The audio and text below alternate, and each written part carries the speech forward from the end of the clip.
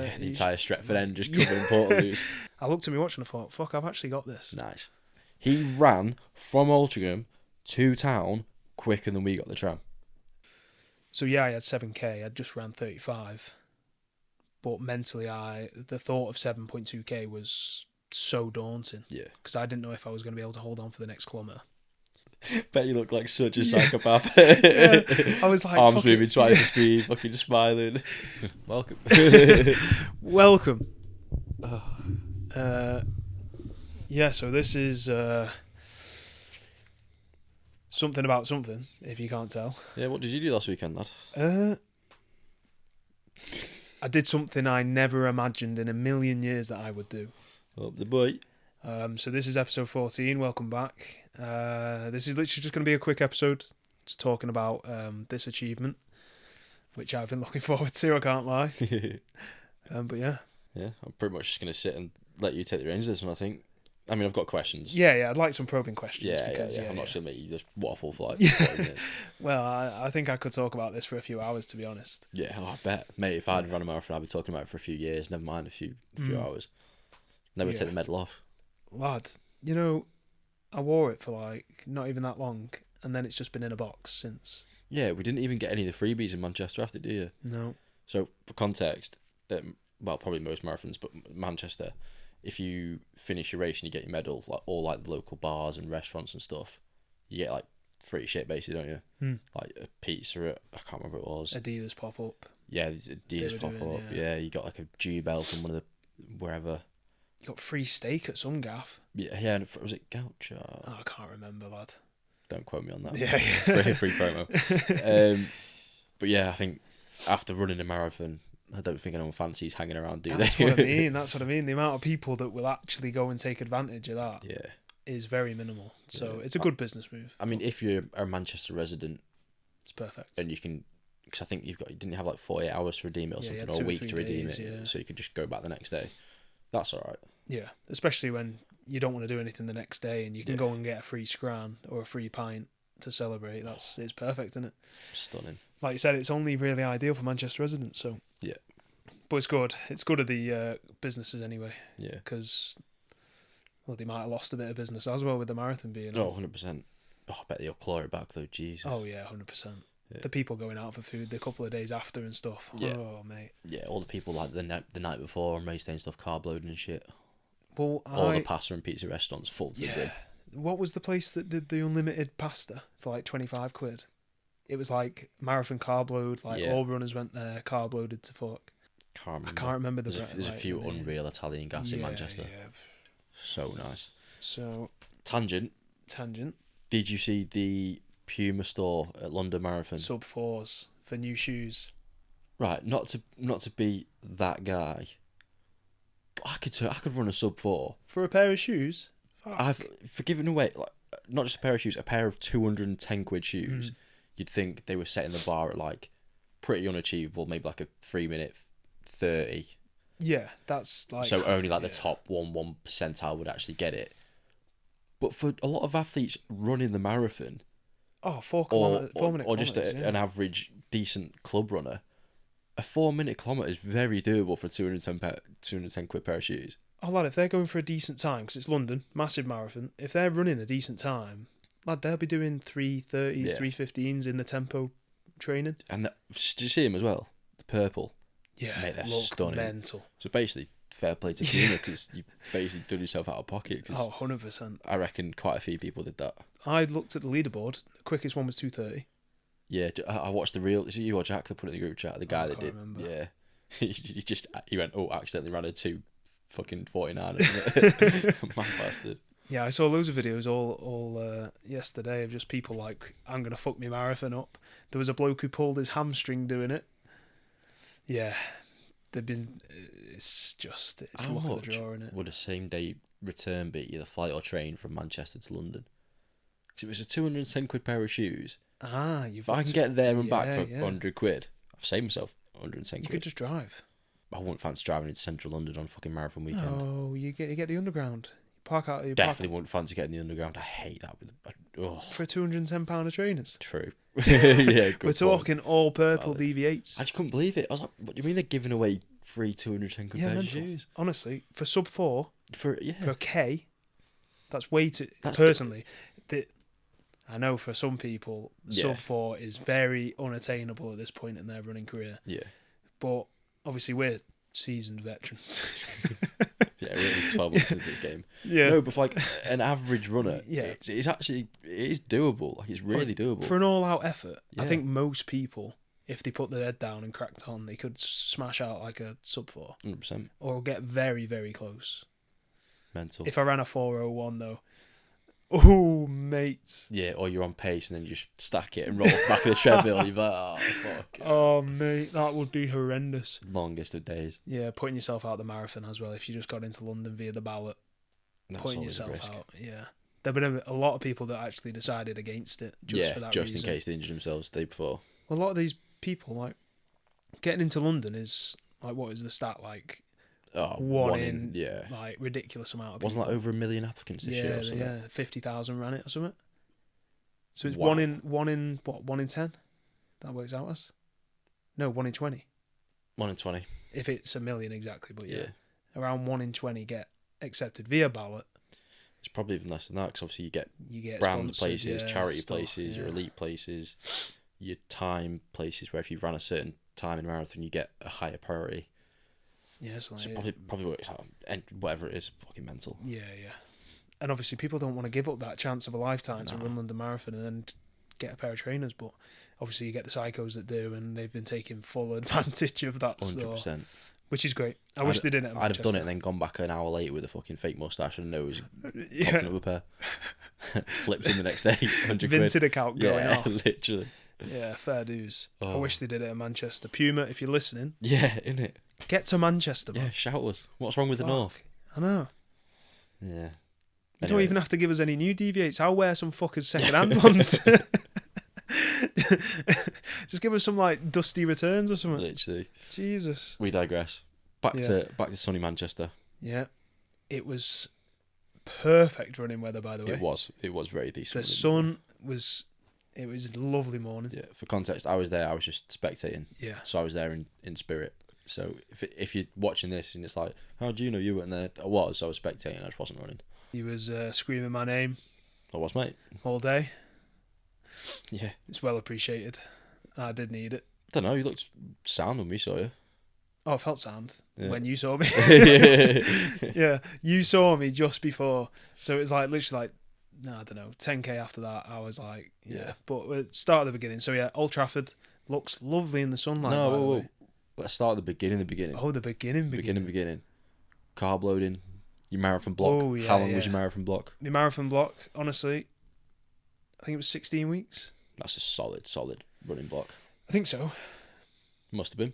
Yeah, I think it was about that. With the high rocks thrown in as like a B race in the middle. Yeah. And a couple 10Ks. Yeah. So 16-week marathon block. Felt good. Skipped a few runs. Obviously, I was running 4 times a week when I could. 1 easy, 1 long, 2 tempo. Smart. So it was nice. Obviously, runner.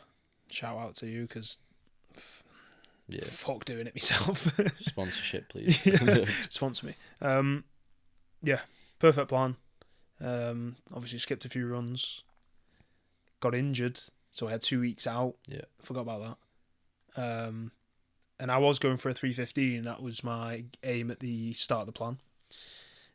Ended up going for a 3:30 after my injury because I didn't get them 2 weeks in, and they were a lot of speed work. And then obviously we went into the taper, so I didn't feel like the speed was there. I didn't feel like I could hold that 4:40 pace for the whole marathon, which on my part was a good call, especially on the day.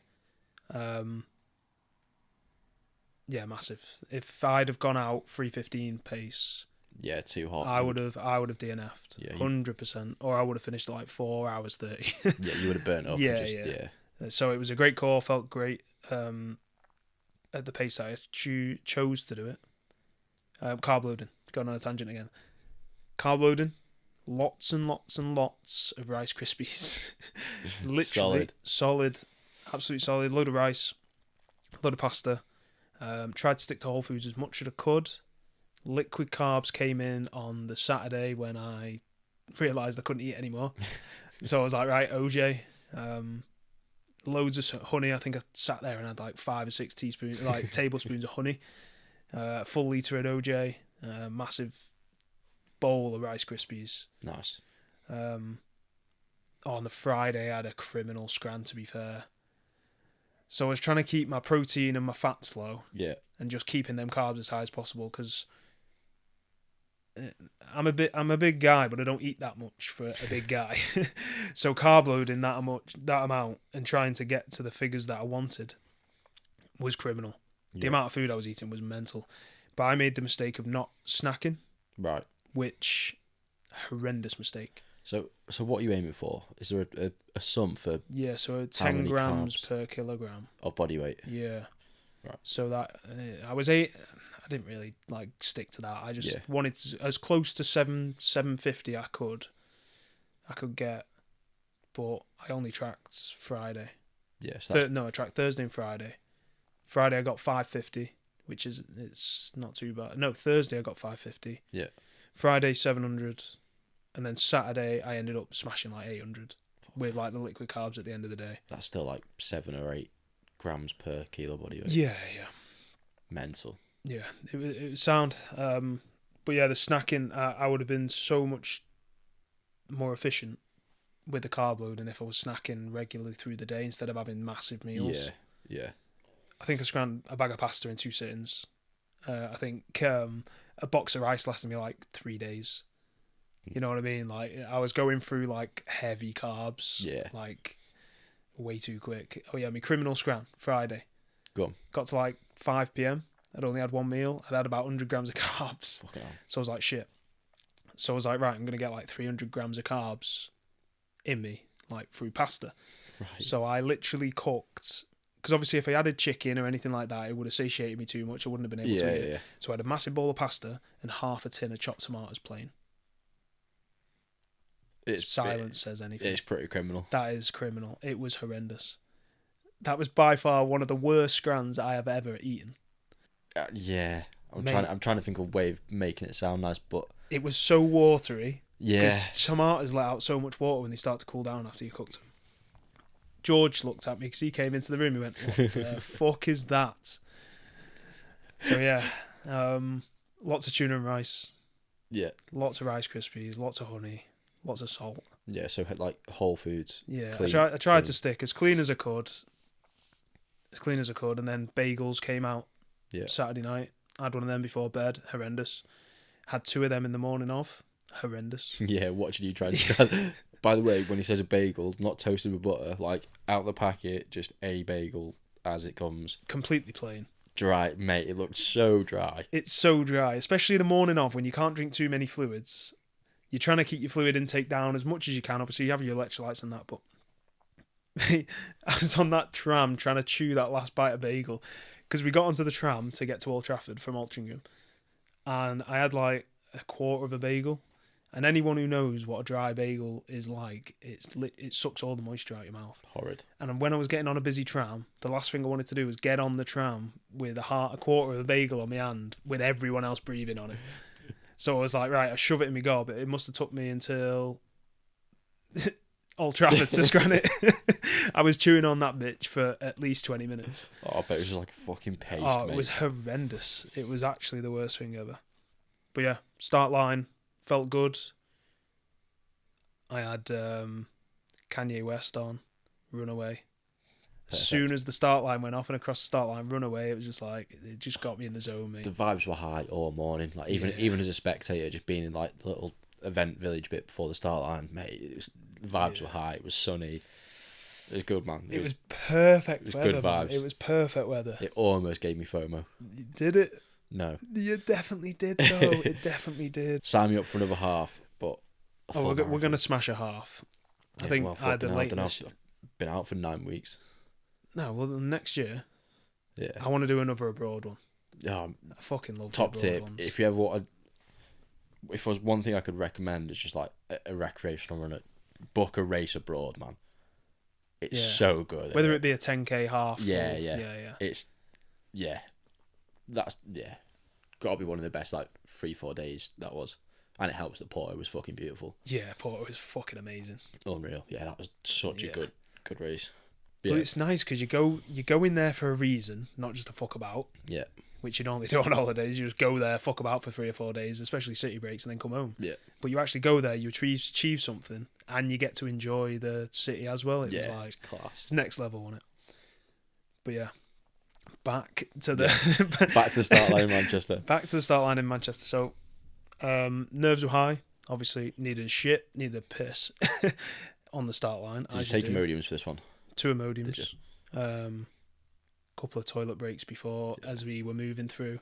Last porta potty, he said on the microphone. I was like, I definitely need to use that. I was like, best be safe than sorry. Use that. That was eventful. They had like 1 porta potty to like 1,000 people. Yeah, long fucking day. Mental. 100 people for a queue for 1 portaloo. And then there was every portaloo had like at least 60, 70 people at each queue. Like, it's common, not hard. It's common knowledge in it. A marathon where most people are going to be A, nervous, and B, full of fucking carbs and gels. You're going to need the fucking shitter before you go. Like that's just what I mean. That's so obvious. Like, why can't they just get an abundance of porta potties? Because there was empty space. Like, there was so much space, and there should be. The starting village where all the runners are should literally just be surrounded with porta potties. Yeah. I'm not joking, but it should be. And that the entire Stretford end just covered in portaloos. Yeah, I feel like that's a rant that you're gonna have at every place. I mean, yeah, fair. Obviously, start line. I put myself. Said before, my target was 3:15. Then when I updated my target to 3:30. When I booked the marathon, I actually put 4 hours as my start time. Oh yeah, that's true. My finish time. Yeah. Yeah. So I completely forgot about that. I was meant to change it, but I didn't. So obviously, I'm starting in a wave behind, which is a bit shit, especially if you're going for a time, which means I've got to overtake a lot of people that are running like 6-minute Ks. Yeah, so obviously for enjoyment. Just for context, for anyone that doesn't watch marathons or into running at all, you basically, when you sign up, you put your predicted time and they sign you to a wave, and I think they go off at Manchester every 10 minutes, every 15 minutes or something. Yeah, 10 minutes I think, yeah. So if you think about it, if you, like in Charlie's case, he wanted to run a 3:30, but when signing up originally, he thought he was going to run a 4. He's got 2 waves of hundreds, if not thousands of people. Thousands of people that he then has to get through to be on track with his pace of his actual time. If that makes sense? That makes sense. I don't know if that made sense, but effectively that's what we're talking about. Yeah. So the people around me at the start line in my wave weren't planning on running a 3:30. They were planning on running a 4, or I think it went up to like 4:45 or 5 hours. That wave. It's quite a big wave. And obviously, there was a couple of waves that were, I think, the same finish time. So there's loads of runners going out, just running a slower pace than what I was planning on running. So obviously at the start, the first like 4-5K, I think I spent the whole time overtaking. Yeah, just weaving in and out. Slowing down, speeding up. Obviously trying not to trip anyone up. Obviously trying not to fall over myself. Yeah. Trying to be as safe and obviously efficient as possible, whilst thinking about my gel intake, thinking about my pace, like conserving energy. Like you've got to do it strategically. So that took a lot of energy early on. Now I realise that, but that's my fault. But yeah, if I had to do it again, I'd make sure I'd adjust the finish time closer to the marathon, because they did send me an email. Oh, to remind you to say if your pace has changed. If your pace has changed, yeah.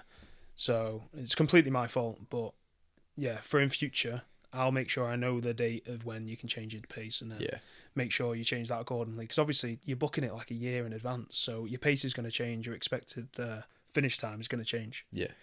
So that's first mistake. Next one, I will make sure to adjust accordingly. But yeah, first 5K overtaking good. First couple of gels went in, feeling very good. And I was on a negative split, so my split started at like 5:20 something, which was good. It was obviously I had to speed up and slow down to overtake, like I said, but I was feeling good, so I actually pushed the pace for the first 10-15K, and ended up banking like 4 minutes. Nice. Well, I think it was about 15K in, so I'd banked some time because I was feeling good. Adrenaline was high. Obviously, I went out a bit hot. It is what it is. Excitement, aren't you? You're always going to yeah. go hot. Well, and in your case, dodging fucking Yeah. the geezer with the fridge on his back. Batman and Robin, Peppa Pig, Superman, whoever else. Batman and Robin, mate. Yeah, mate, they made me fucking. We had me in stitches. It was class. Yeah, they were funny. I spoke to him on the way around. Well, I didn't speak to him. I just went, yeah, nice one. Yeah, it's class. So my pace I needed to, like, obviously my negative split was like 5:20 to like 4:45, I think was my negative split, which is good. Obviously, coming to that halfway point, I was like banked like 3.5 minutes, which is like a dream. Mentally, you got that time banked. You're like, right, I can afford to blow up at like 35. Yeah. And I've got 3.5 minutes to burn through. Like I'm still on pace because I set my pace plan for 3:30 exactly. So I knew if I'm 10 seconds ahead when I get on that final straight, I've got 10 seconds to beat my time. So I was like, right, sound. Got through Altrincham halfway, feeling good, still having to overtake because obviously some people start in a wave in front of you, and obviously they have started off way too quick. So a lot of them are stepping off the pace, catching injuries. Like the amount of people I saw pull up. There was a few. We saw a few spectating. Yeah, a lot of people were pulling up. Yeah. Obviously cramp. There was loads of people on the curb stretching out their calves and stuff with it being warm. There was a lot of people being sick as well. Yeah. So obviously it was warm. Yeah. We've not had that many warm days this year so far before Manchester. None. It's exactly the same as last year. Yeah, literally. Everyone trains through winter for the marathon that ends up being on the hottest day of the year for some reason. So it's like literally no one's prepared for the heat. So obviously not taking on enough fluids or electrolytes, or they may be using new gels on race day, which is a big mistake. Rule number one, nothing new on race day. Yeah. Or they're taking on a Jubel pint at like kilometre 19, like when they're 5 gels deep, you know what I mean? Yeah. Like, apple cider vinegar was knocking about as a cramp cure. I think I saw like 3 people giving out shots of apple cider vinegar. Like a lactic acid buffer kind of thing. Yeah. Obviously, I didn't take one because I was like, my stomach is like, with the amount of gels that's going in my stomach, I do not want to test anything new. No, fair. I've not been shot in apple cider vinegar on me training runs, so I was like, nope, dodge that. Jubel beer was looking very tempting. I bet. Looking very tempting at like kilometre 19, 20 or whatever it was. There was like 3 stands of them giving out Jubel, I swear. Yeah, they were heavily promoting Jubel. Yeah, massive. I watched some reels about people, and some lad finished in like 6.5 hours because he was just taking a pint and another pint, and he ended up pissed. Just doing a bit of marathon. So. He planned on running like a decent time, and then he just gave up halfway and just started getting pissed. Fuck it. So yeah, he was vibing. It's right. Shout out you. Yeah, whoever you are. I wish I saved it, to be fair, because I could have dropped him a message. It's pretty funny. Ran through Altrincham halfway, saw you. Yeah, did indeed. I felt strong, man. I was gonna say you looked fresh and Alty. Yeah, I think I was up like 4 minutes, and all the little speed bumps, the little bridges and that, I was sprinting up them. Yeah, I felt really good. A lot of people said it was hilly, like Altrincham. Like that's the main thing I've seen on TikTok reels. Is like everyone was like, oh, everyone said Manchester route was flat, and then you get to Altrincham, it's like it's top hills, undulating hills. Yeah. Yeah. We were running up like the high street and stuff, and it's steep. Yeah, it is. But obviously, mentally, I hadn't checked the route. Why does that not surprise me? Why is that not surprising? Because I said I don't want to think about it too much. Yeah. I was like, if I study the route, I'm just going to be thinking about it. It's my first one. It's enough stress as it is. I've never ran that distance on tarmac consecutively. So I was like, the only thing I want to do is turn up, give it my best, pace right, fuel right, and that is it. Yeah, it's just one less thing to think about. One less thing to think about. So I was like, right, I knew like where we were going, but I didn't like study like the elevation in segments and stuff like that. Yeah. I just didn't know because I knew it would play on my mind, like knowing that in like 3K I've got a massive hill. Got you, yeah. So I'd be like conserving energy and stepping off my pace, and it'd just make everything so confusing. I was like, I just don't want it. So as soon as I got to that hill in Alty, didn't have a clue that it was coming up. Looked up and went, fuck it, I'll just have it. So sprinted up. That's where my heart rate spiked. Nice. And then I spent the rest of Altrincham just running at like a decent high heart rate, overtaking. And then I was like, that was when I was like, fuck it, I've got this. Yeah. I was like, training's paying off. I was like, fuck it. I'd have been like, fucking out, it's only halfway. So I've got to go back again. Yeah, it was weird. It was weird. Lad, I was so I felt unprepared for the marathon. Right. And I wasn't confident at all. I think you're always going to get that, though, for like a first time doing a big race like that, to be fair. Yeah. Yeah. But when I got to Altrincham and I ran up them hills and I got to the 21 kilometre marker and I banked 4 minutes and I thought...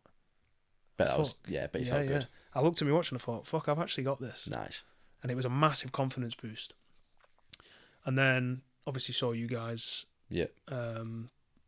Sprinted up that hill. Did you see me sprint up that hill? Did. Proper Kate Bush, mate. Yeah. Running up that hill. Up that hill. I thought, fuck it, give it the beans now. Do a bit of overtaking as well, you know, and entertain the sports fans. Yeah. And then, as soon as I saw you, I was running like fucking... I swear I was running like 440s or something. Yeah, you look good. I was solid. Speeding, but obviously my heart rate was elevated. So I spent the next 2K just like stepping off the pace, going back to the plan pace. Bringing the heart rate down. And then, didn't see you guys for the rest of it. No, that's the funny thing about being a Talk spectator. about the trams. I don't want to talk about the trams, mate. So, we're gonna be telling 2 parallel stories here, aren't we? Yeah. So that's Charlie's experience up to halfway. My experience was, we got onto the tram at Altrincham in the morning, got to the start line at Old Trafford, got the tram from Old Trafford to Deansgate to see you at like mile 2 or 3. No, tell them what happened at Old Trafford. What happened at Old Trafford? No, I put my anti-chafing stuff off. Oh, shit. On my balls, didn't I? Right in front of the statue of 3 icons of the English game, you're there with your fucking half tights and your little chafe roller. And guess what? Still chafe like fuck. Yeah, lad, I bet. Yeah, so by the time we'd even seen you at mile 3 or whatever it was, we'd already got 3 trams. And then we got the tram, after seeing you, we got the tram from Deansgate to Altrincham. And it took that long that we were in Altrincham for about 5 minutes before you ran past us. And then we're like, shit, we're going to have to go meet him in Sale. So straight back, we went to Nando's actually, get a Fino Pitta. That only took like 10 minutes. Yeah, no wonder they didn't see me for the rest of the day. Yeah, we were actually just sat in Nando's for an hour. No, I sat there, quick, Fino Pitta to go. Not even any sides, because I was like, nah, we're in a rush. Yeah, we're in a rush. Apparently it was a speedy Fino Pitta though. It was fucking belting, mate. Apparently it was pretty quick, yeah. It was rapid. Straight back to the Altley tram stop. And then on the way to Sale, we were at the tram stop for like 20 minutes. And I was like, I was doing the maths in my head. I was like, fucking hell, I reckon Charlie's going to beat us to Sale. So I was in the group chat with Jack and Ellie at the time, who were also running it, but like a wave slightly behind. And I was gauging off where they were. Because he didn't have his phone on him, by the way, so we couldn't track him. We had no idea where he was. Couldn't ask him, couldn't track him on Find My Phone. Not a clue. I was just trying to mentally work out, roughly off his pace, where he'd be. Which is fucking difficult. So I'd worked out, on the tram to Sale, that he's likely already gone. So we're like, shit, we've got to change plans. So we ended up going straight to the finish line. The tram took that long from Altrincham back into the town centre that he'd finished by the time we got back. He ran from Altrincham to town quicker than we got the tram. And not a direct route either. That is fucking insane, by the way. That's insane. Yeah, fucking mental, that, isn't it? And not even by a small margin either. You text us, I finished. I think I was probably going past Trafford Bar. Yeah. I was like, right, sound. Fucking brilliant. Mate, the tram, I know it's obviously going to be so hard for transport to organise, but the trams on Marathon Day in Manchester, wow. Yeah. So that was my experience up to now. So 2 very different sides of the story on the day. But yeah, me and Dan spectated last year as well. Oh, honestly, yeah, we did. We did. One of the most stressful days of my life. Mate, it's so stressful. I'd rather run the fucker. 100%. I have now done both, and I now can confirm that running it is easier than travelling around and then trams all day chasing. Mate, it's like it's everyone's first day on Earth. Mate. It's like they're all stood at the doors waiting for something to happen. It's like, this is the bit where you get on. Yeah. Why are you stood there just watching what's going on? I know, it's actually mad. Mate, honestly, do you know what we needed? We know them fucking train station in China where someone's job to go along and push people through the door. That's what we needed, mate. Yeah. It was almost me at one point. I'd almost had enough. I was like, right, you're Get on there. I don't care if it's going to Eccles. You're getting on. Oh mate. Oh mate. But yeah. Anyway, so you've just seen us in Altrincham at halfway. Yeah. Saw you in Altrincham, feeling spectacular. Yeah. Like juices are flowing. Actually, I've skipped a major part, by the way. So 10k in.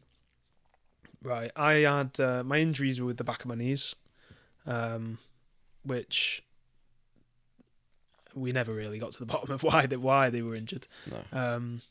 But obviously it was a sharp pain in the back of both my knees, and it went from doing it when I stopped running, like after me runs, then it went to during me runs, and then it went to just walking, and it was happening. Yeah. So it was like progressively getting worse. So I took 2 weeks off, went to physio, did some rehab, got back into running.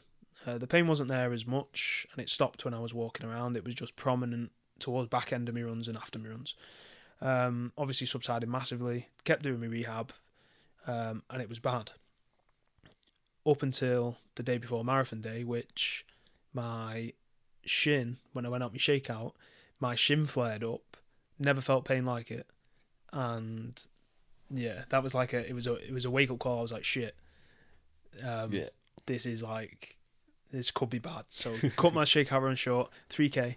Obviously texted you lads and said, fuck, I'm in trouble. I'm in trouble. I felt a pain I've never felt before. It's really uncomfortable. It's now hurting when I'm walking around the house. And Jack went, it's your brain playing trick. Oh no, was it you? Yeah, because I was funny enough, I was actually watching a podcast where, like, before major sporting events and stuff, athletes can get that in their head, and like, I don't know if they use the word nervous, but when you start to overthink things, you can have physical manifestations. So like, you actually bring pain, even though you don't actually have a problem, you can mentally bring pain on just from like panicking or being in your own head. That's mad, isn't it? Yeah, it was a dead cool podcast to watch actually. I can't remember whose it was. But yeah, no, it's an interesting fact. It made me think. But that pain, obviously it was there for an hour or two, it disappeared. When I woke up it was not there. I ruptured my Achilles or snapped my Achilles or whatever I did to my Achilles. It was fucked for 6 months when I was in year 7 at high school, doing rugby. Not really been a problem when I've been running, to be fair. Manchester, 10k in, it was like it seized. I'm not being funny. Like it felt like it was it had concrete pouring around the tendon. Problem. So 10k in, obviously I'm feeling good, stepping up the pace, and that happens. And I had two choices. I had to push through the pace and just deal with it. And if it goes, it goes. If it doesn't, it doesn't. I've just got to take a risk. Or I drop off the pace, finish the marathon, just at a slower pace. Or I could have pulled up, to be fair, and just said, right, I don't want this to snap. Let's DNF. I had 3 options. Obviously, I chose option 1. So I come here to do a job. I'm going to do the job. So yeah, that was probably about a 4, maybe a 5 on the pain scale. It was uncomfortable. A lot of tendon pains like that, though, isn't it? It's like, Yeah. it's more of an uncomfortable.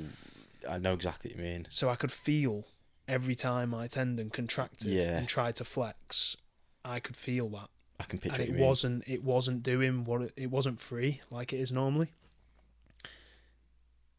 But I was like, fuck it. I'm gonna regret it if I lay off the pace now. So I was like, right, just gonna do it. If it snaps on me, it snaps on me. Like it's on me. Well, it was a good decision because I ended up finishing it and staying on pace. But past Altrincham, obviously in pain. Back of the knees weren't hurting, great. Seeing these, perfect. Now we're getting to 30k. This is where the 30k... The wall. The wall. So everyone knows if you're running marathons, the wall is a real thing. So fueling correctly is something that is meant to reduce your chances of hitting the wall at kilometre 30. I thought I did everything right. I hit the wall at 32. So I mentioned before, I was doing a negative split. So Dan knows, obviously, negative split. You want to run slower at the start and faster towards the end. Yeah. Obviously in a gradual increase. Got to 32. And I was like, shit. Yeah. I was like, I've gone out too hot. Music went off. One click on the shocks. Music off. Yeah. I was like, serious. Time to lock in. Yeah. I was like, caffeine gel, I think. So I was like, take it one early. So I was like, switch them around, take a caffeine gel now. Yeah. Thought I could do with the boost. Because I want to stay on pace. Obviously, that bank time, it was there. So I was like, right, as long as I can hold on, we're sound. Went to take my caffeine gel, dropped it. Anyone who knows you're running a marathon at like a decent pace, I ain't stopping because I ain't getting going again. Nope. I ain't stopping to pick up no gel. So I was like, right, fuck. I've got one caffeine gel left with me. Shit. So I was like, because I was planning on taking one about 5k away from the end, so that was going to be the second to last gel I took. Yeah. I was going to take a gel around 40 or wherever it fell at the time. It was around 3 hours 20. It was going to carry me through like the last 10 minutes or so. But yeah, dropped my caffeine one, and I took one spare. So a normal gel, one spare normal gel. So I thought, right, I've dropped my caffeine one. I need to leave my caffeine one now, my last caffeine one, till later on. So I was like, fuck, I'll just have a normal one. Drop that one. What the fuck were you doing at this point? No, your hands just stopped working. Yeah, so I was so focused on keeping my pace, like just flinging gels about. Yeah, it's just because I had a vest on, so I had pockets everywhere, and I just dropped 2 gels. So I dropped me spare gel, which isn't a big deal. I dropped me spare, that's no problem. But I dropped one of me caffeines, so I had 3 caffeines. I'd already had one. Dropped me second one, so I only had one left. So I was like, right, I need to ration that. Have a normal gel. So I dropped my normal gel. Yeah, whatever. Drop me normal gel. So we're like, right, I need to actually take another gel. So I was like, I take another gel. Managed to get that on board. Water station a couple of kilometres away. Got some water. Spot on. Thought, right, I need some electrolytes. So I had salt stick juice. Yep. I'd probably been through 3/4 of one packet. I think you get like 10 or 12 chews in a packet. So I had 2 packets with me. I was about 3/4 of the way through one packet. Went to get some electrolytes. I was having 2 at a time, so we got past the water station. I thought, I'll hold on to this water, have some electrolytes. Went to pick out my electrolytes out my little zip pocket. You're going to say what I think you're going to say. Picked out the one with like 2 left in it, and the full packet fell out the pocket. Right. So at this point, I'm like, I've got to run now for like 10k without any electrolytes. It's hot. I'm sweating it unbelievable. 2 gels down. 2 gels down. Like, it's just all going wrong. Like, when people say the race goes wrong at the end, I was like, it's all going wrong. So I was like, right, what am I going to do? So I just nailed the electrolytes. I was like, right, I just got to just crack on. Yeah. I started to drop off the pace about 35k in. That's when it really got, like, it got real then. Yeah. So at that point, you're 7 kilometres out from the finish? 7 kilometres out, yeah. At this point, I ended up having like 5.5 minutes banked. Nice. But at like 28k, I was like, I'm going for 3:20. I was like, I banked 5 minutes. If I give it everything I've got this second half of this race here now, this back end, I can get close to 3:20. Nice. That thought process changed completely when I got to 35k. Mentally, I had to break it up. So yeah, I had 7k. I'd just ran 35. But mentally, the thought of 7.2k was so daunting. Yeah. Because I didn't know if I was going to be able to hold on for the next kilometre. So I had to split it up into kilometre segments. I was like, right. Looked at my watch, I was 35k. And I was 5 minutes 30 in front. And then I thought, right, just make it to 36. That's it. All I've got to do is focus on the next kilometre. So I was like, right, get to 36. So I got to 36. I think it was gel time, so I took a gel. And I was like, right, 37. So I got to 37. And during this, I had no music on. I had my headphones on, but no music. All the runners around me, like the vibes earlier on were great. All the runners were like conversating, laughing, joking, like enjoying the crowd, like, you know, being extravagant. None of that. Everyone was in the pits of hell. Yeah, everyone in the pain cave. Yeah, everyone in the pain cave, chatting with the devil in their own head. Like, yeah, it was just head down, you got to grind it out. And the amount of people that were walking that I was running past. Yeah, we saw a few. Like, yeah, so many people walking. And obviously I was hearing all these people like talking to the mates, and the mates were like, come on, you've got this. And like these people are like, I'm giving up. Yeah. Like, I'm done. And they're 5k from the finish line. They ran 5k 1,000 times. All you have to do it is one more time. Yeah. And literally, the thought of that 5k was stopping these long distance runners that have been training for this for months. It was making them quit. Yeah. But I just flipped a switch in my head and just went, no, fuck it. This is what I've been training for. If my body can't take another 5k, then what am I doing here? Yeah, it's so interesting on like a neurological level, innit? Where you are fighting human nature. Human nature is fight or flight and self-preservation. At 35 kilometers in, your body's like, seriously, something's gonna go wrong here. Like, fucking pack it in. So your entire body is just telling you not to, and you, like you say, you have to have that mental like grit to be like, nah, fuck it. Like, you've got to do it, because it is so easy to give. Like, it is human nature to stop. 100%. Your body doesn't do that. That's not what we're for. So to have like the mindset to override that is like, it's impressive. It's a feat in itself. Yeah, it's mad. Yeah, it is. But like I said, it's literally one moment. Yeah. Like, it gets to the point where you've agreed with yourself, or you've agreed with the devil to stop. Yeah. But then you've got the reason why you've done it and who you're doing it for. Yeah. And obviously, well, you're doing it for yourself and obviously everyone around you, but it's what outweighs the other. And in that moment, for me, it was the reason why I was doing it. Yeah. And all I had to think about is obviously my family and friends, myself, like the guilt that I'd have for stopping. Because I went into it, I didn't tell any of these my plan, but I said to myself that morning, I said, I'm running it non-stop. I'm not walking one step. I said, from that moment I pass the start line, I'm running until the finish line. Doesn't matter if I have to drop off the pace at any point. I'm just not walking. And in that moment, I was so close to walking, it was a joke. Yeah. Like, it literally came down to that split-second decision where I went, nah, fuck it. This is why I'm doing this. This is what I came here to do. But I could have easily swung the other way. That's what I mean. You can literally go either one of the ways. And I don't know. You can't explain it. Yeah. Because it happens so instantaneously. It's mad. I've been wanting to talk about this on the pod since I did it. I can fully appreciate what you mean, 100%. But you don't get to experience that unless you're pushing your body to its physical limits. Yeah. Which is a psychopathic thing to do, but it's enjoyable at the same time. People just enjoy doing hard things. Exactly. And that's what I mean. I was like, I can do it. Yeah. I was like, I'm mentally strong. And it just took that bit of self-belief and that trust in the process I've been through and the training I've done. And yeah, like, it had like a wave of flashbacks of like what I've done to get to this moment. And proper movie montage. Yeah, it was so weird. I literally can't explain it.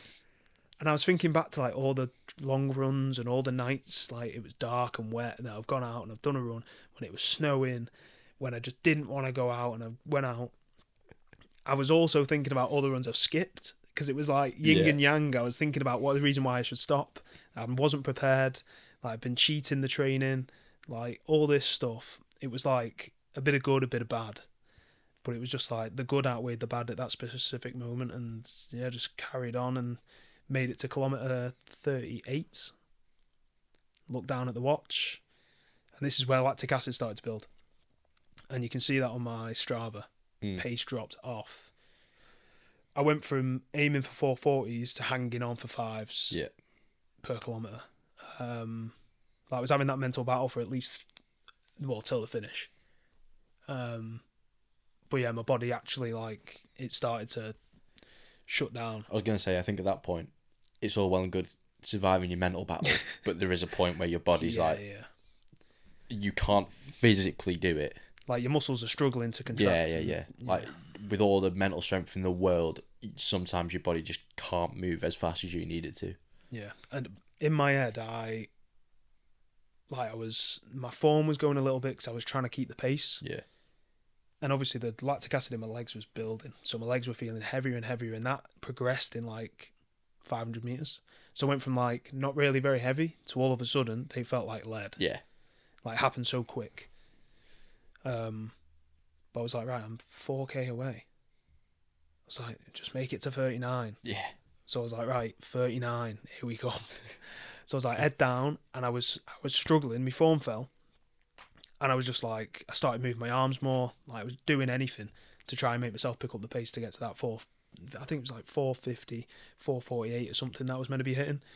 I was struggling to hit 505. Yeah.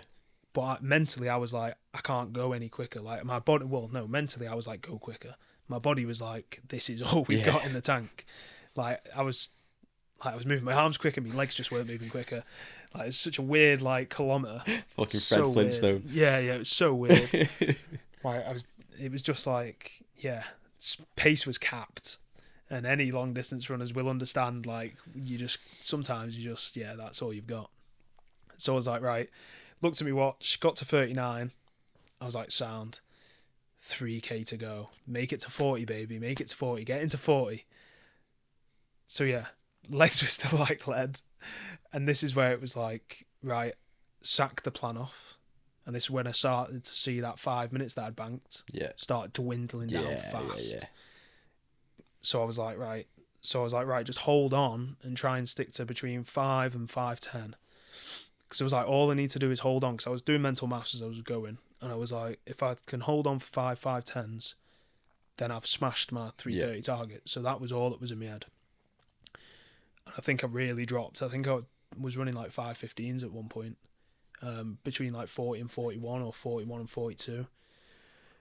But yeah, really slowed off the pace. It was a horrible couple of K, and it was the longest 2K I've ever run in my life.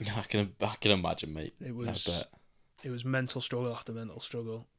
There's not many crowds between. They're all still ultra tram. Stop trying to get the fucking tram, mate. They're all trying to get back. It's like there was a bridge. Couldn't tell you what bridge. I was in the depths of hell. But the bridge. Where did you finish? On Oxford Road? Yeah. I think you did. So you come in from east. Don't know. Yeah, was it Hume? Was it Hume? Oh, right. You went for that way, did you? Yeah, I got can't you. remember. I don't know. Literally, I was in the pits of hell. There was this bridge. It was white. I remember that. There was loads of spectators on that, and I was like, "Why do I look?" Like, I look like the pits. I was like, I feel like I'm putting on like a frown. Like I was like, I decided to do this. Fuck it, I'm gonna smile. So I was struggling to hold my pace. My legs were like lead. I was like, fuck it, I'm just going to smile. So I literally smiled for the next like K. Bet you look like such a psychopath. Yeah. I was like, arms moving twice the speed, fucking smiling.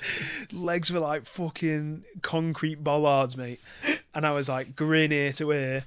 And I was like looking around and people were shouting my name. I was like I had time for fist bumps. And I was like, fucking come on. And then in my head, I was like, fuck. I'm less than a K here. Yeah. I was like, I've got it. So at like 41 and a half, like 41.7 or something, I was like, yeah, this is it. I've done it. Got to 41.9 and I told my dad and my granddad and my stepmom to meet me spectate me at 42k, which was the corner of the home straight. Yeah. I said, just see me there because I'll be able to see you, and then obviously I've got final sprint. And I was grinning around that corner, saw them, and I was like, fuck, like pointed at me dad and was like, yes. Looked at me watch. I was like, I'm going to fucking miss this. I'm not going to get sub 30, 3:30. I think I had like, I don't know, seconds. Obviously my watch was going off my time when I click start, going over the start line. Yeah. So because of all the overtaking that I did earlier on in the race, I ended up totaling 42.5k. So on my watch, I think I'd hit the marathon when I saw my dad, or near to. So I pointed. By the time I'd looked at my watch, I'm pretty sure I hit like 42.2. and the finish was like in the distance, and I was like, oh shit. Like at this point I didn't know what time I had, because I was like, I've just got to get to the finish. Yeah. Legs are like fucking lead, right? I had no more energy. I was like, fuck it. So all I had in me was lifting my knees higher. And to anyone that runs, that doesn't make you run any quicker. It's more perceived effort. So I was probably sprinting at like 4:30s, 4:40s, and yeah, just getting them legs moving. And Just knee driving. yeah, to just fuck knee driving. all the way up That's Oxford all I Road. had. That's all I had. Physically and mentally, that's all I had was just get the knees up. So I was just fucking sprinting. And yeah, ended up getting 3:30 just by the skin of my teeth. 3:29.48 was the chip. Yeah, boy. Obviously, my Strava was 3:28.10, but no one looks at that. Strava, please, for out in full force. Yeah, Strava, please. Class. Yeah, so yeah, 3:30 first marathon. Obviously, then I stumbled like fuck through like the walking. The finishers, when you finish, right, they want to keep the finishing area clear. Like the finish line needs to be clear because people have to finish. Yeah. If the queue goes onto the track, then they're fucked because Yeah. people are stopping before the finish line. So you've got a horrendous walk and you're being told keep moving. I've just fucking ran 26.2 miles and you're telling me to keep fucking moving, right? That's the last thing I want to be doing. Right? I'm in the pits of hell, like all this overwhelming pain that had just been like numb the whole time has just all come over me at once. Like my legs can't move. So this is a hobble. And you've just been running. Like it's like, have you ever been like walking or running on the treadmill? And you get off and you feel like you're still walking on the treadmill. Yeah. So when I was walking, I still felt like I was running. Mad. But I was all over the gaff. Like the equilibrium was off. Just because like obviously you've been leant forward when you're running and stuff like that. Yeah. So when I was walking straight up, I was like swaying side to side, knocking into people. Like it's pretty bad. Obviously heart rate was sky high. And every single race where I passed the finish line, the first thing I've said, I've just shouted water. A fucking SpongeBob, mate. Water. Just lying there fucking cooking. Yeah, but no one cares. Like I feel like as soon as I stopped running, every race I've done, every race I've done when I've given it me all, I've always sprint finished, and the first thing I need is like water instantly, and I shout it, and the marshals, didn't even like bat an eyelid. They were just like keep moving. I was like looking around, thinking I'm gonna pass out, be sick, anything. But all that was on my mind was water or fluid. I was just like, I need water. First thing you get handed, non-alcoholic Erdingers. Oh yeah. Two tinnies. Yeah. So this bloke's like, do you want an Erdinger? And I'm thinking, all I want is fucking water. And I'm like, fucking fluid. That's innit? actually so funny. The first thing they get is an Erdinger. The first thing you get is an Erdinger. So I was like, fuck. That's so good. So I was like, I'm fucking taking two then. So I took two. Next, you've got the water. So I was like, right, I need 2 bottles of water. So I just finished my marathon. I've got like 4 bottles of fluid. And then they're like, coconut water. I was like, I fucking love coconut water. So I'm like, 2 bottles of coconut water. So I'm like fucking walking out like this. So I'm walking and I'm like, I've got that much shit in my hands. I can't have a drink of fucking any fluid. Got like 2 litres of fluid in my arms and I can't drink any of it. Oh. I was like, fucking hell. So I had to stop, buy a bin, and I just necked a bottle of water and a bottle of coconut water. Best thing ever. And then you've got to walk like half a mile to meet everyone else. Yeah. You shouldn't have your fucking phones, but no idea where you were. No idea. So, yeah, luckily we saw you at the end. Mate, your brother must have some sort of telepathy, mate. So I swear to God, we were at the top end of Oxford Road, and you were right down the bottom of it in a crowd of thousands of tens of thousands of people. George goes, there he is. I couldn't see you for 10 seconds after George said, there he is. I was just following him, hoping he'd seen you, and mate, he picked you out from a mile off. Yeah, like mad. 300-400 metres away. So Fair. Casually, oh, he's there. I couldn't see you for 10 seconds after. I was just walking, hoping he was right. Mad. Mental. Yeah. But he did that well when I was running as well, didn't he? Yeah, he does. Like, he knows where you are at all times. It was mental. Without George, I reckon we walked straight past you. Yeah. fuck. Yeah. No, it's good, man. Fuck. After finish line, got my t-shirt on. Finisher's t-shirt, the one I'm wearing today. Put that on. Mate, you're missing a few steps here. After the finish line, I don't think you were functioning. You did. Somehow, we walked up to each other, acknowledged each other, and I don't think you said anything. Like, there wasn't like a, hey, lad, how was that? How you doing? It was like, we just stood in the same sort of space. I remember that. I've not thought about that, but I remember that really so vividly. Funny. Like, no one said, hey up or hi, how was it? We just sort of stood vaguely near each other in a circle, and that was it for a good 5 minutes. Oh, you were just so not with it, man. Like, probably spaced out. Yeah. Mate. Oh, I remember that, actually. And then didn't one of you like say, oh, let's stand over here or something? Yeah. Yeah. So, yeah, we were just stopped in the middle of this, just like thousands sea of people. Yeah. You just stopped dead, and just stood there. Yeah, because that was the first time I'd like properly stopped. Yeah, Obviously, yeah, I stopped to drink some water, but I was like, quick, neck it, let's go. Like, as soon as I stopped, I was like, oh, it's just like, I just needed it. And then obviously you said, let's get out the road. So we stood over near some fencing, didn't we? Yeah. So whack me finisher's t-shirt on. I think the medal stayed on, got a picture. Next thing on the to-do list, brush the teeth. Oh, yeah. Fucking give the pegs a quick clean. Yeah, so I packed toothbrush, toothpaste, and literally at the side of the road, just like whapped out the toothbrush and toothpaste. So funny. Mate, I had like 12 or minus the 2 I dropped. Like 11 gels or something. Yeah, fuzzy teeth. So much like sugar, like glucose and fructose. Yeah.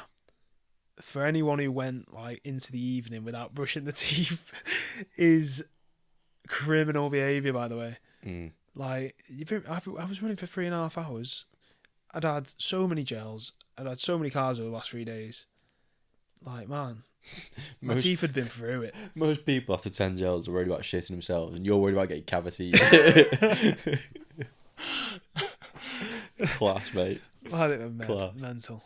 That is going to be one of the memories that I replay on my deathbed, is stood at the side of Oxford Road in crowds of thousands of people, you unalived, brushing your teeth. I was like, fucking hell, what's going on here? It's such like a NPC fucking... it was so mad. It was mental. Yeah. I've got a video, I'm going to put it up on screen. You're brave. Yeah, fuck it, innit? I just ran a marathon last night. No one's expecting anything decent. Facts. So, yeah, I'm just going to back that up.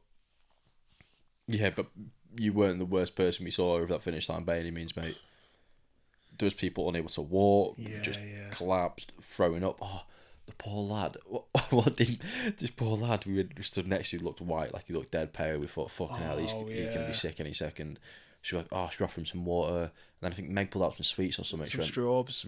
Mini straws. Oh, I'll offer him some sweets, get some sugar on board. He takes on bottle. He gives him the packet, comes back to us, and I watch over his shoulder. He has one straw up, instantly everywhere, throws everything straight back up. I just felt so bad for him. Oh, mate. But I tell you what, just tipped him over the edge. Yeah, it tipped him way over the edge. That straw up was not ideal. Mental. Tell you what, though, colour started coming back in his face though after that. It did, yeah. That's probably what he needed. He probably needed to get all the shit out, and then Mate, the amount of gels you take on, it's enough for anyone to start feeling peaky. My stomach felt ropes when we did the half. I think I only had 6. Yeah. Good thing though. My stomach was sound. Yeah. Which can't ask much more than that. No, a godsend. Toenails, the other hand. I think I'm about to lose 6 of my 10. Yeah, that's a video we're not putting up on screen. No, we're not, mate. No. Wow. Yeah, they're not going on the screen. Yeah. You find so much out about yourself when you push yourself to them, but that physical boundary. Yeah. Because you in your head, I had a boundary of myself not being able to complete the marathon. Never mind go for a 3:30. But you can do it, man. You 100%. Can. And it's scary, but just fuck it. If you want to do it, do it. No one's going to tell you that you have to do it, or no one's going to tell you to do these hard things or push you to do these hard things. It's only you. You're in control. And surprising or not, it's a good thing. I have more self-belief now than I ever have done, because I did a hard thing, or what I deem to be a very hard thing, overcome mental battles during it, and did exactly what I set out to do. It's a magical thing. It actually is. Fuck yeah. It actually is. And all I can do, if you're thinking about doing, whether it's a marathon, a 10k, a half, a 5k, a fucking run, just go and do it. If you say you're going to do it. And just see how much it changes your life. Because it's mad. It actually is. I can't even put it into words. You're going to have to go and find out for yourself. Just go and find out for yourself, man. I will be doing a lot more hard things from this point on. I'm pushing my physical limits as well as my mental limits. But some could say I'm now addicted to pushing them boundaries. Fuck it, we got to see what's to come. Fucking too right. Just telling you, get you on the marathon card next year, mate. Oh, I don't know, man. It just doesn't appeal to me at this moment in time. That's because you've been picking up injuries, I think. Yeah, that doesn't. It doesn't help. But I don't know. Because I'd definitely sign up for a half again. Well, let's just settle something. You are no stranger of doing hard things. No. So this man, let's big you up a minute. So he set out a target this year to get 100 kg bench. And what did he do? He went and smashed that 100 kg bench target and benched 110. Not He flex. exceeded his target, and he deemed 100 kg to be a hard thing. What's your body weight? I mean, currently, as we're sat here now, about 79 kg. Come on. Benched 110 kg, set out 100 kg as his target, smashed that by 10%. Fucking insane. And how did you feel when you did that? Oh, I was fucking buzzing, man. 100%. But if you'd have done the 100 Yeah. and settled, Yeah. would you have regretted it? Not going for that 105? It doesn't even compute in my head, like the idea of just settling. Like whenever I get a goal, it's like, right, next one. Exactly. Yeah, 100%. But you get that, like, it's like just a mental itch. Yeah. And it's like, actually, I've just done that hard thing I've been dreaming about. Now let's get another one done. Yeah. And you went from 100 to 110 Yeah. quicker than you probably went from 90 to 100. I did 100%. Yeah. But you didn't believe, well, you thought 100 was so far down the road. And obviously you were training for it, and you were like, 100 is the goal. Yeah. Then you went and fucking smashed 110. That's been the advantage of not running, though. Because I was eating 3,500 calories and literally to maintain weight when I was running. And then 9 weeks, and I mean it's been 9 weeks of no running, the odd high rocks class, but still eating the same calories. So I ran Manchester high rocks in January at about 76.5, maybe just 77 kg body weight. Peak bulk, I reached about 83. So I put on like 6 kg since January. Peak bulk now? Not now, because I'm cutting back down again, which is why now I'm at 79. When I put up 110, I was probably about 81 kg, 80.5. Yeah. Still though, don't downplay yourself. It's just mad what your body does when you have like an actual structure and stuff. But yeah, if there's a silver lining for being injured for so long, it's that I've done fuck all cardio, so I put on loads of weight, and I could move more weight as well. Yeah, That. and you smash your targets. Yeah, but you are right. I do want to get back onto the setting running goals. I'd like a sub 25k. That's my next one. Yeah, and I'd do another half again. Just I don't know if the marathon just scares me, or I think I'd get bored, or what it is, but don't know. Do you know what? Everyone says they'll get bored in the marathon. Yeah. You're that worried about your pace, what's going to happen at the finish, Yeah. what you're going to be doing tomorrow, what the feeling's going to be like when you cross that finish line, what your fucking family are doing, spectating you, where they are. You're thinking about who the fuck's throwing up on the side of the road. You're thinking about if I'm going to need a piss, a shit, if I'm going to injure myself, if I DNF, who's going to, like, everyone's going to think shit of me, I'm going to think shit of me. Am I going to finish? Like, you're thinking about that much, time flies by. Yeah. It was the quickest 3.5 hours. Well, apart from them, like, last 7K. It was, yeah, so it was Yeah. like, it was the longest, quickest 3.5 hours of life. Yeah. It was mad. It literally does fly by. And, yeah, hopefully we'll get a couple more marathon runners on and they'll hopefully back what I'm saying.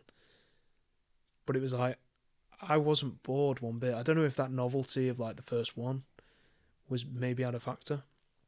I think crowds have a lot for it as well. Like, the crowds all day were insane. See, if everyone was silent on the course and there was no sound, the vibes weren't high, it'd be very long. Yeah, it'd be completely different, wouldn't it? Yeah. I think the fact, Manchester's so lively, obviously London's lively. I think, like, doing a major for your first, like a major marathon, like a big one. Yeah, well, they say Tokyo is quiet because it's a respect thing in their culture in Japan and stuff. To not shout. Yeah, to be quiet and be, like, calm. So they say it's actually really, like, eerie thingy marathon, and some people struggle with that in Tokyo. So, yeah, for your first marathon, like, I would go to somewhere that's lively, go to somewhere that's got big crowds, that's renowned for being loud and lively, just because that does massively help you on the day. Oh, you must be so fucking buzzing, man. I am proud of myself. 3.5 hours in your first marathon is fucking insane, by the way.